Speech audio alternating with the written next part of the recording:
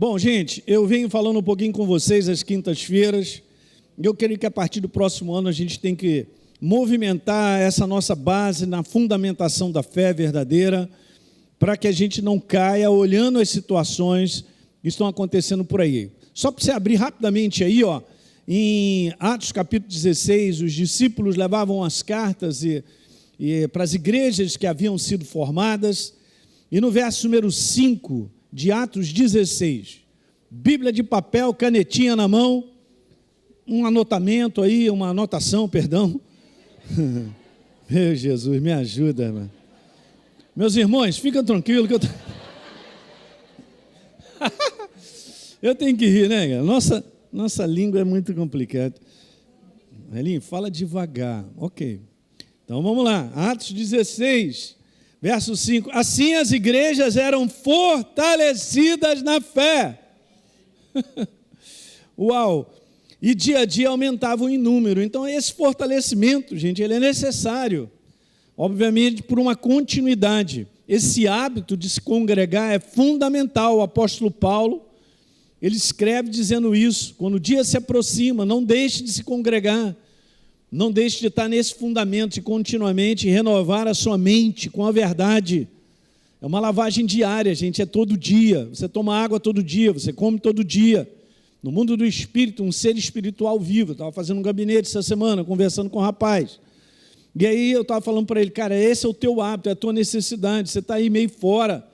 Você não pode ficar numa periferia, de frequentar a igreja. Você tem que se tornar membro. Você tem que se engajar, ficar lá, servir naquele lugar, né? Depositar confiança nos seus pastores. Se você precisar conversar com ele, falar alguma coisa, vá lá. Quando a gente entende que a gente faz parte de um corpo, ali tem saúde, ali tem alimento. Uma célula dentro do corpo, as artérias, elas levam a alimentação através do sangue, a oxigenação. Então não tem como eu ficar perifericamente, hoje eu estou indo naquela igreja, à noite eu vou não sei aonde, eu não sei o que. Gente, isso não está errado, isso não funciona. Apesar de estar aí a internet, para quem está distante, querer ouvir uma mensagem, fortalecer a fé, é legal, nós estamos aí para isso. Mas você tem que participar de uma igreja. Você tem que ser membro, você tem que participar daquele corpo, amar a igreja, que são fundamentos bíblicos. Então, eles levavam essa mensagem de fortalecimento e uma continuidade. Então, eu estou falando um pouquinho sobre essa questão que o mundo ele levanta as paredes da impossibilidade de tudo, que Deus tem um propósito e bota sonhos no nosso coração e diz assim, Elinho, o caminho para você é esse aqui, mas eu estou olhando um bocado de muralha na minha frente, beleza? E agora? Nós vamos trabalhar isso com um coração vivo, com aquilo que Deus está falando e os milagres. Gente, olha, eu e você chegamos aqui porque Deus tem cuidado, hein? Não pensa aí que você está numa boa e tal. Se Ele não cuidar da gente, já era. Não é não? Levantar, já era. Peguei agora, recentemente, falando domingo, sobre o cuidado que havia sobre a vida de Jó. E Deus mostrou o caráter de Jó e aí o Satanás viu a redoma que estava ao redor. Bom, mas enfim, vamos embora continuar aqui com algumas coisas que eu quero continuar falando, vou voltar a repetir algumas coisas que são importantes, e uma delas eu tinha falado que em Lucas, o anjo disse para Maria que não haveria impossíveis em todas as suas promessas, e bem-aventurada foi aquela que creu, então serão cumpridas. Eu estou falando e reforçando essa jornada de crenças. Agora deixa eu falar uma coisa, gente. Fé em Deus não é simplesmente para obter as coisas de Deus, isso também é um pedaço. E eu quero te falar que é o menor pedaço. As pessoas não entendem que viver uma jornada de fé, ela é muito mais do que obter as coisas de Deus. É um crescimento, é uma jornada de transformação, é uma jornada de um propósito que Deus tem para nós. Nós somos a execução do céu sobre a face da terra, nós somos os braços de Deus, as mãos de Deus sobre a face da terra. E não somente para fazer o meu propósito, ou o que eu quero. Isso é importante. E aí eu tinha falado de outra passagem que Deus falou para Jairo, cara, não temas, creia somente, não deixe o medo te dominar, e a tua filha será salva. E lembra aí que eu tinha colocado algumas frases, na mente de Deus, o propósito dele é esse, tem progresso, tem crescimento, vamos embora avançar. Não faz o noves fora natural que não dá certo. Mas se ele disse que nós vamos avançar, vamos. Não é? Moisés, manda o povo marchar. Só faltava Moisés cair rindo no chão. Marchar para onde? Tem água na frente.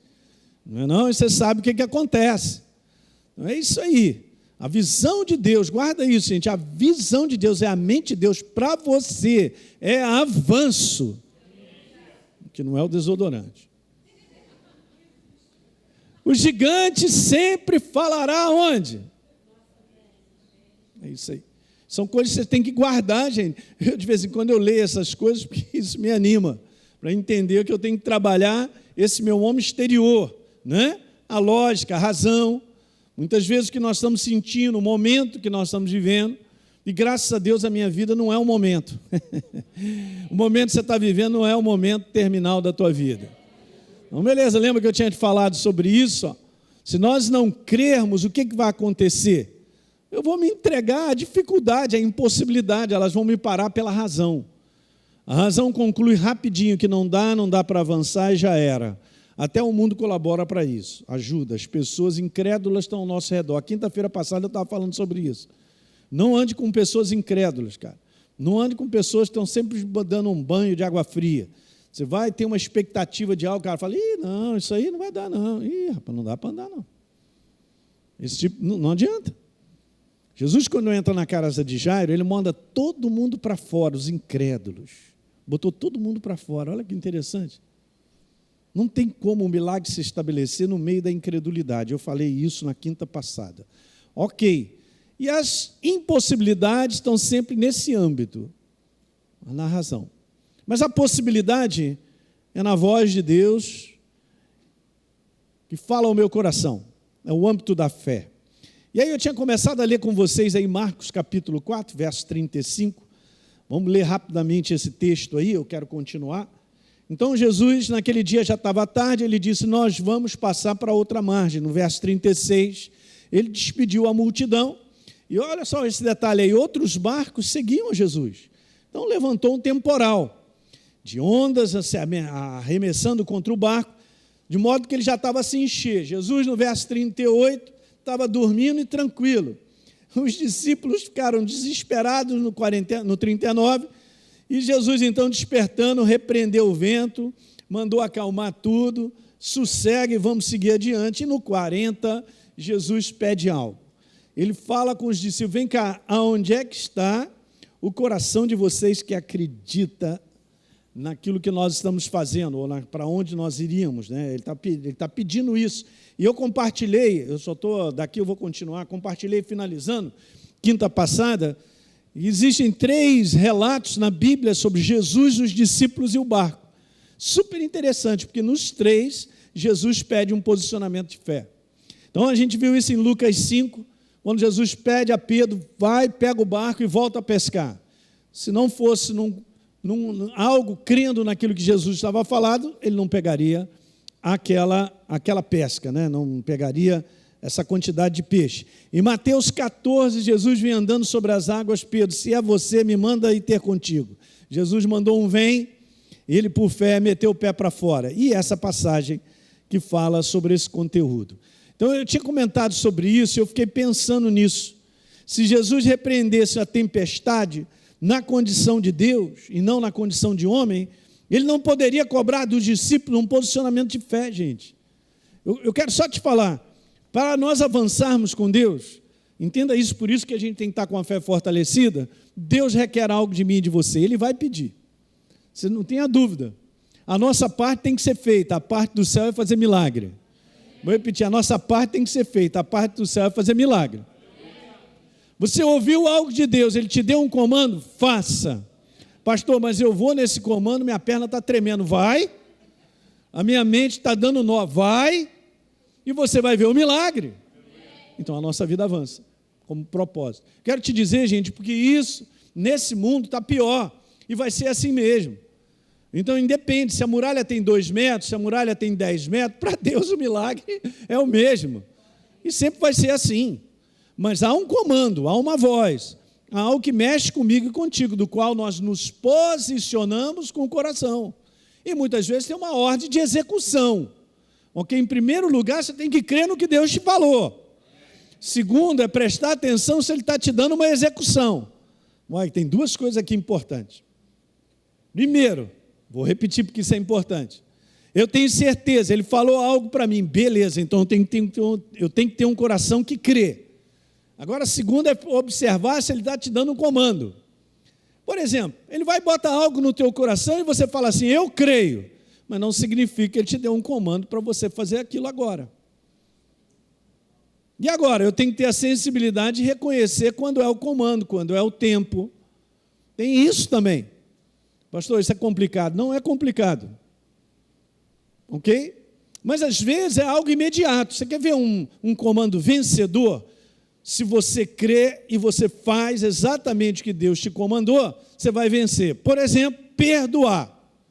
Nos dias de hoje, isso aí, meu amigo, vai ser a nossa jornada de relacionamento até o final. Beleza, vamos obter vitória. Ninguém dá amém, eu sei. E tem outras também, hein? E agora?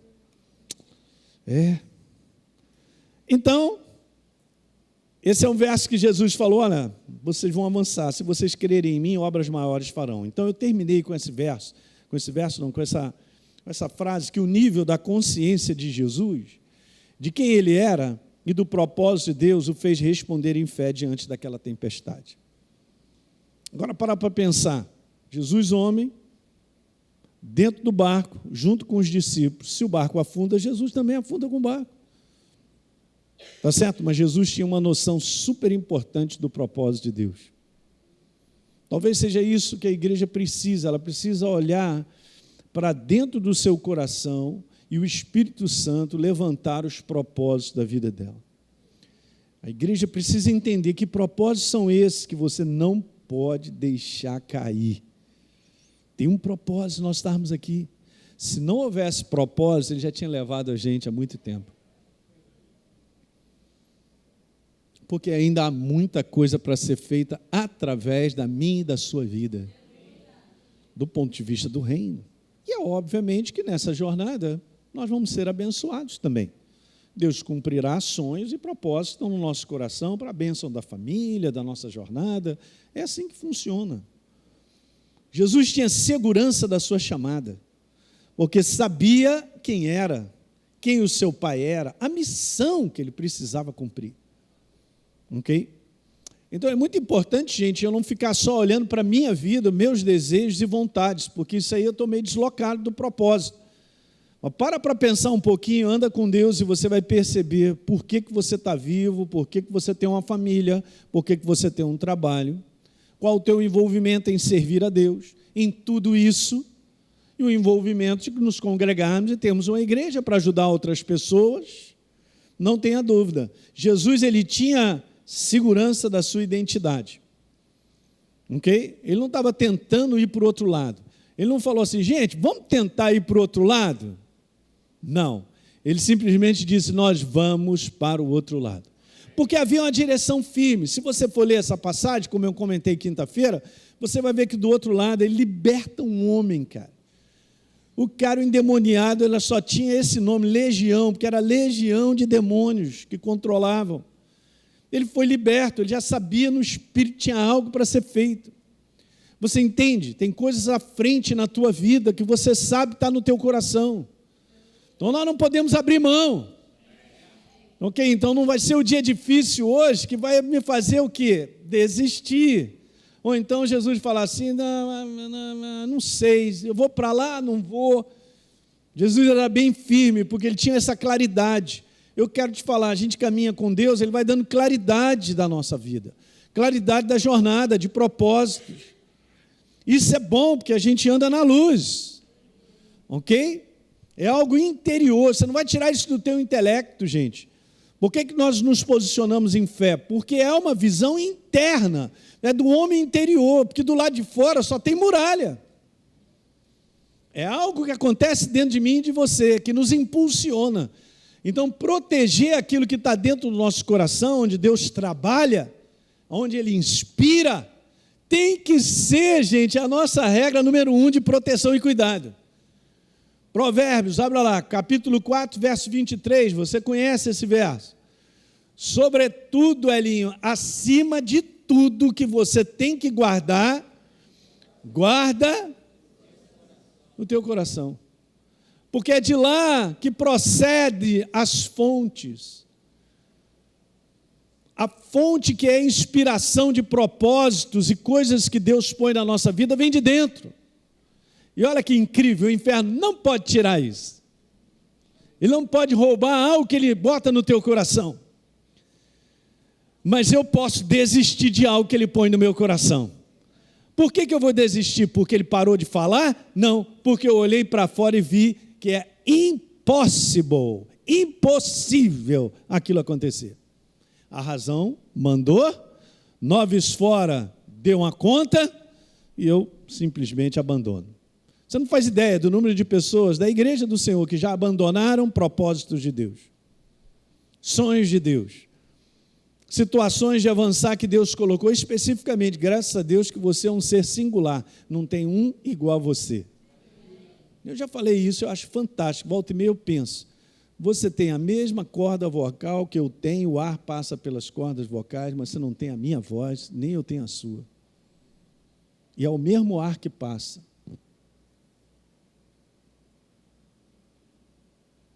Não, para pensar, é um milagre só. Então, ele tem um propósito para a tua vida, é singular. Eu fico animado com isso, eu me renovo nisso. Se do lado de fora está dizendo não, do lado de dentro está dizendo sim, é o céu. Eu nunca vi o céu parar. Você já viu o céu parar? Os propósitos de Deus são eternos. Aliás, hoje eu estava renovando o meu pensamento, e eu li essa passagem que eu quero ler com você. Você pode ir a Isaías? No livro de Isaías, há uma declaração de Deus fantástica, gente. Eu vou te falar já onde está. Porque está grifado na minha Bíblia. Ó, senão não acharia. Isaías 46. E Deus dizendo assim, verso 9. Pega a canetinha aí, hein? Lembrem das coisas passadas da antiguidade, que eu sou Deus. Não há outro, eu sou Deus e não há outro semelhante a mim. Pronto, acabou. Beleza, agora o verso 10. Que desde o princípio anuncio o que há de acontecer. E desde a antiguidade, as coisas que ainda não sucederam. Que digo, o meu conselho permanecerá de pé, farei toda a minha vontade. Acabou. Pergunto, quem pode parar o céu? Não, ninguém pode, nem o inferno. E o inferno sabe disso, então aonde ele luta comigo e contigo, com a igreja? Ele luta para tirar de nós a crença. Ele luta para que eu abra mão da minha crença, para que eu não guarde o meu coração, para que eu conclua com as impossibilidades e as coisas naturais, que daqui eu não vou passar mais, que nada vai acontecer, porque se eu desistir, já era. Agora você vê, né? Eu lendo o livro de Jonas, né, que eu acabei de ler uma passagem, eu vou te falar, Deus dá uma missão para o menino e fala assim, Jonas, eu tenho uma missão para você, para um propósito, que na verdade é o seguinte, eu vou te usar, mas Jonas, é você, eu te escolhi, você vai a Nínive proclamar para eles se arrependerem. Ele, sim senhor, sim, que terminou, ele fugiu. E Deus não fala assim, ok, beleza, Maurício, então é você vai a Nínive e manda essa mensagem. É porque eu venho aprendido uma coisa com Deus que é super maravilhosa. Uma missão que Ele tem para você será executada tão somente por você. É forte essa. Aí beleza, o cara vai, se encolhe lá num barco, aí o negócio, você já conhece a história. E a galera, o que está acontecendo e tal? Tem alguém aqui que está desviado de função. E aí, sou eu? É você? Seu safado. E ele mesmo que diz assim, me joga no mar.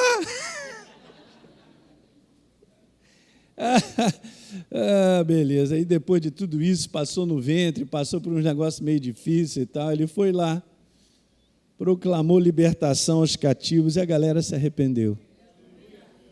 É muito legal ser usado por Deus.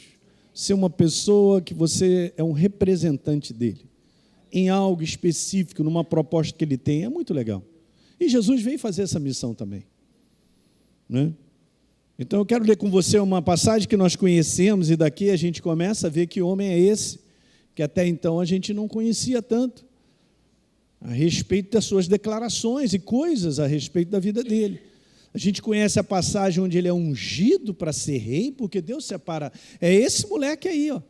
É Davi, mas a gente não vê ele conversar muito. Mas aqui agora ele começa a conversar. Aí a gente vê o que esse cara tinha dentro. Você entende, gente? A tua força, escreve isso aí, a tua força está dentro de você. Do quanto eu entendo a minha relação com Deus, da minha identidade, do propósito que Ele tem na minha vida. Essa é a tua força, tem que guardar isso em alta. Tem que levantar isso, renovar a sua mente nisso. Porque senão a gente desiste fácil. Porque a razão quer comandar. Os sentimentos pedem para parar. Mas nós não vamos parar. Nós vamos continuar. E vamos embora até o final. Não é verdade? Então vou ler rapidinho o texto. 1 Samuel 10, o filisteu chegou lá. Olha aí, hoje eu desafio, hein? Me dá um homem aí, me dá um cabra para lutar comigo. Beleza. Quando Saul e todos os de Israel ouviram essas palavras, ficaram o quê? Assustados, com medo. Nós sabemos disso aí. No verso número 23, eu estou pulando, tá? Enquanto Davi ainda falava com eles, eis que vinha subindo o exército dos filisteus, o guerreiro. O nome dele é Golias, filisteu. E falou as mesmas coisas que havia falado anteriormente. E o que aconteceu ali embaixo? Davi escutou. Deixa eu te falar uma coisa, não parece, mas é isso que acontece. Situações ao nosso redor, muitas vezes elas não se apresentam como vozes, assim como eu estou falando, mas tem uma voz falando na nossa mente. Então o inimigo que está do lado de fora, através das circunstâncias, fala contigo. Daqui você não passa. Já era, você nunca vai chegar lá. Aquilo, está vendo? A pessoa não muda, aquela situação não muda, isso não vai mudar. Fala aí para mim. Essa conversinha é todo dia. Nós temos que aprender a responder. Davi escutou, mas não ficou calado. Esse é que é o detalhe. Todo mundo escutou e ficou calado. Então, se eu fico escutando e fico calado, já já o inferno rouba a minha certeza. Eu vou repetir isso. Então, se eu fico escutando e eu não respondo, já já ele vai roubar a minha fé, a minha certeza. Eu sei que não tem amém. É todo mundo assim, é assim mesmo, funciona, pastor. Que é isso que vai paralisando a gente. Exatamente, parece que está todo mundo igual estalta. Cadê a força e o ânimo? Não sei. Sabe aquele negócio de você olhar um negócio, aquilo ali vai puxando você, te dominando, você fica assim. Está preso e não sabe. A baita da dificuldade. Verso 24. Todos os israelitas, vendo aquele homem, o que eles faziam? Pulava fora. E aí no 26, Davi levanta. Quem é esse cabra? Quem é esse cara que está afrontando os exércitos do Deus vivo? Uau! O exército do Deus vivo. Quem é esse cara aí? Quem é? Legal, né? Pegou o seu cajado na mão, escolheu 5 pedras, pôs no alforge, você conhece. E com a sua funda na mão, ele foi na direção do filisteu. Foi na direção. O filisteu olhou para ele, desprezou ele. No verso 43, o filisteu disse para ele, será que eu sou um cachorro, cara? Para você vir para cima de mim aí, com esse pedaço de pau? Amaldiçoou Davi e disse mais a Davi, vem cá que hoje eu vou te dar como carne para as aves dos céus e os animais do campo. No 45, Davi disse para ele, assim, agora sou eu que vou falar, tu falou uma opção de besteira. Agora eu vou falar para você. Você vem contra mim com espada, com tudo isso que tu tem aí. Eu, porém, vou contra você.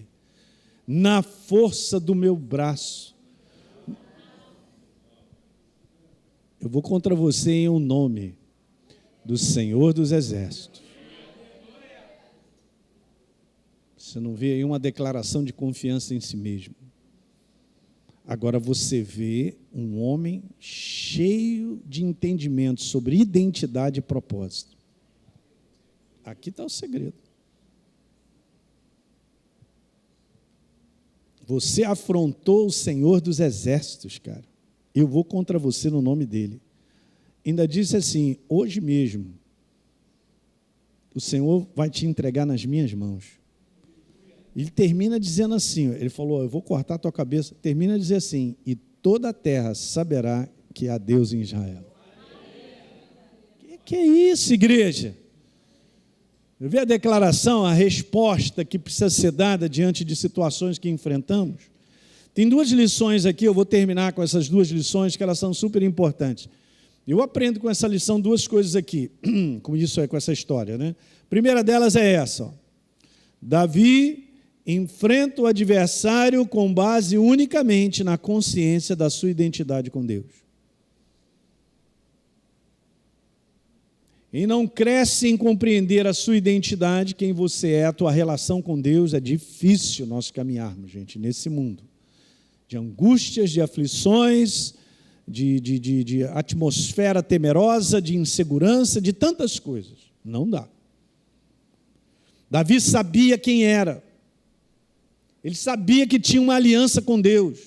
E ele confiava nessa aliança. Se ele não confiasse, ele não partiria para cima.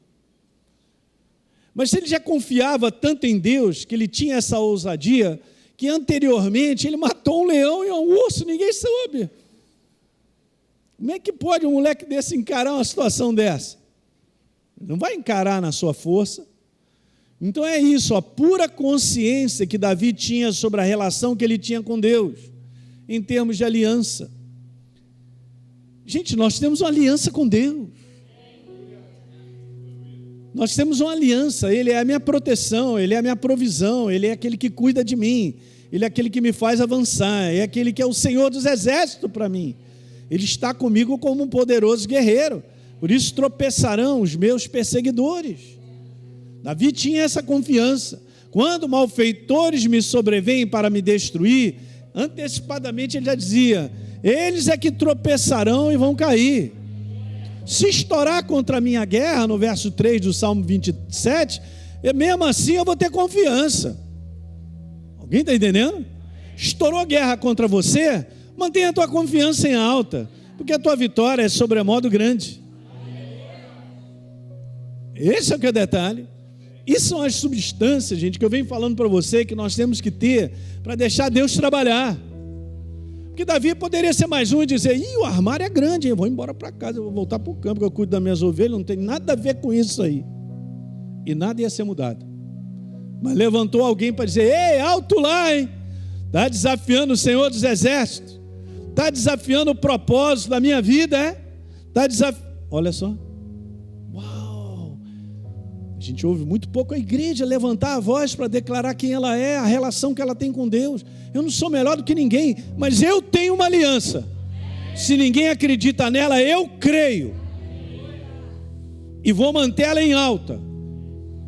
Na cara do inferno, eu posso estar lá no 10º round, a minha cara toda inchada e tal, já perdeu, já era, já perdeu, não terminou ainda.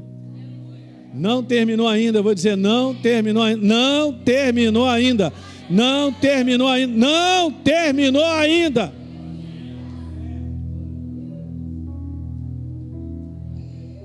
Não terminou. Não terminou. A segunda coisa, Davi enfrenta o adversário como um representante. E na verdade eu e você somos representantes do Deus Altíssimo. Para dar declarações de bênção, cara. Para abençoar pessoas. Para levar esperança para elas. Para fazer uma oração que pode mudar a vida de uma pessoa para sempre. Você faz uma oração, a pessoa é curada. Fala aí. Davi enfrenta o adversário como um representante do seu povo, do seu Deus. Ele sabia fazer esse exercício da sua identidade nesse combate. Agora olha que legal. esse é um detalhe importante que eu vou te falar, eu vou estar finalizando assim. Davi faz um combate pessoal, mas a vitória é de todos. Quando você faz um combate pessoal no propósito da tua vida e você vence, quem vence é a tua esposa e teus filhos. E quem anda contigo. Você não entendeu bem o que eu falei.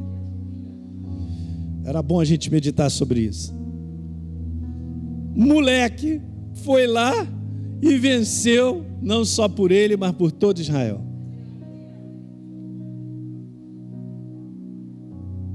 Davi enfrenta o adversário como um representante do seu povo e do seu Deus. Então, no exercício da nossa identidade nesse combate, não só ele vence, nós vencemos, como faz todos vencerem.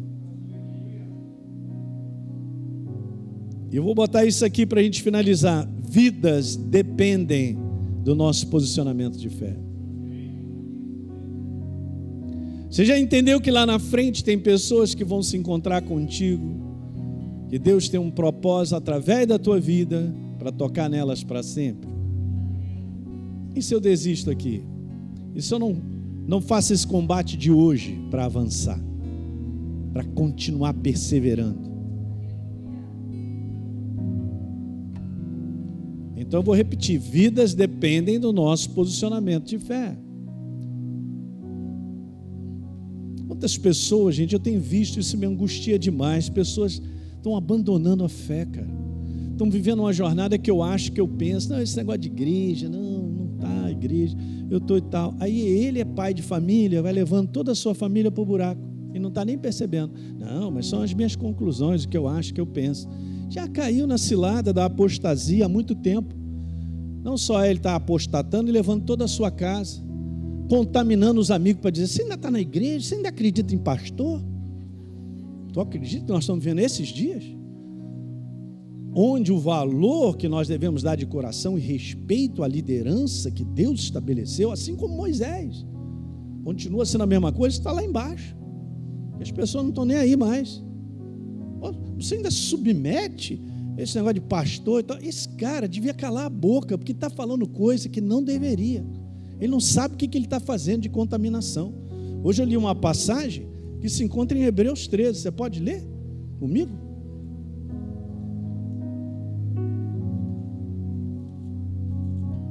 Graças a Deus você está aqui hoje. A chuva não te intimidou.